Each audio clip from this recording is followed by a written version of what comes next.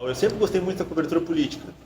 E eu acho que um dos papéis do repórter, por mais que tem algumas pessoas acham que o repórter tem que simplesmente narrar simplesmente o nu e cru que está ali e a pessoa que está lendo que interprete, eu acho que o repórter, especialmente, ele tem um papel importante de interpretar os fatos. Sim. Porque, ao contrário do leitor que está muitas vezes tendo acesso àquilo ali pela primeira vez, o repórter ele convive com aquilo, ele tem contato com as fontes, ele está entendendo o que se passa nos bastidores.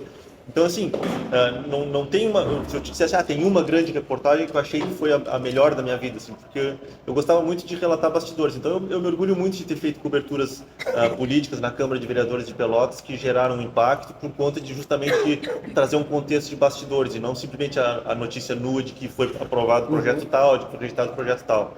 E uma dessas matérias, que inclusive rendeu processo para o jornal, respondeu, fui citado, enfim, teve processo até que depois acabou sendo encerrado num acordo, mas foi quando ocorreu um caso de violência política de gênero contra uma vereadora na Câmara de Pelotas, a vereadora Fernanda Miranda. Isso Sim. foi, eu não me lembro se 2018, 2019, uma coisa assim, mas houve um caso em que eu já vinha notando que havia uma certa discriminação contra as vereadoras mulheres, não só a Fernanda, todas, Sim. quando subiam à tribuna e iam falar, havia um burburinho e os vereadores homens nunca prestavam atenção no que elas falavam, o que elas propunham sempre era alguma coisa de segundo plano, né? Havia sempre uma piadinha, mas era assim, era uma sensação que quem estava ali via, mas como é que tu coloca isso como algo factível para quem não está lá dentro da Câmara e não está vendo? Então eu passei durante um bom tempo que eu ia na Câmara, eu passei a anotar. Então, olha, no dia tal, tal hora, a vereadora subiu à tribuna e os vereadores fizeram isso e isso. Passei a anotar. Aquilo como uma anotação para mim. Eu disse, em algum dia talvez isso me seja útil.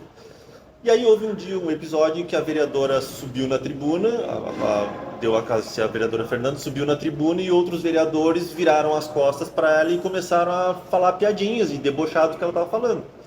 E ela confrontou esses vereadores, né, reclamou que eles estavam rindo e tal, e aí passou um xingamento para ela, tu acha que a gente não tem mais o que fazer para prestar atenção no que tu fala, nada do que tu fala nos interessa, enfim.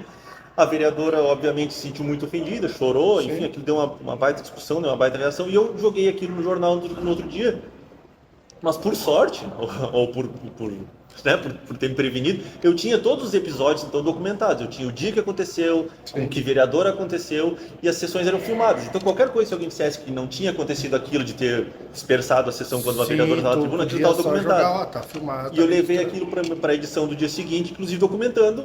Fiz uma tabela com os dias em que aconteceu, com que vereador aconteceu, então não tinha como. Não tinha que. Né? Mas a partir daquilo ali, o debate sobre violência política de gênero na Câmara de Pelotas ganhou força, porque foi pauta de jornal que nunca tinha sido, porque outras vereadoras mulheres se solidarizaram, porque alguns vereadores homens reagiram, uns não sabiam como reagir porque não queriam ficar de mal com seus colegas homens também. Então, a partir daquele momento, eu acho que eu levantei um debate importante. É uma reportagem que eu me orgulho muito de ter feito.